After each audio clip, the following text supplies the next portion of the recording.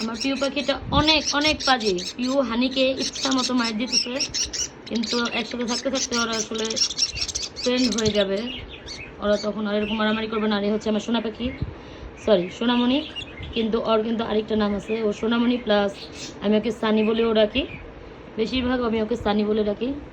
এই সানি আর পিউ যদি একটা জুটি হয়ে যেত খুব ভালো হতো, অ্যান্ড রাসু আর এই হানি যদি একটা জুটি হয়ে যেত খুবই ভালো হতো। যাই হোক, আমি এদের চারজনকে একসাথে রাখছি। আর এখানে কি করছি, আমি এই পাখি দুটোকে একটু স্পেস দিছি, ওদের একটা হাড়ি দিয়ে দিছি, কারণ দেখা যাক ওরা ব্রিডিং করে কি না।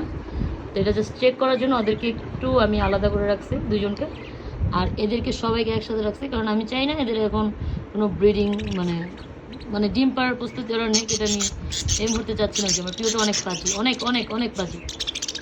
যাই হোক, এ হচ্ছে আমার সোনামণি প্লাস সানি, আমার প্রিয়, আমার রাশু পাপা অ্যান্ড আমার হানি বাচ্চা।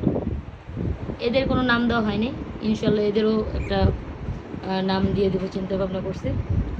তো দেখা যাক এরা ডিম দেয় কিনা।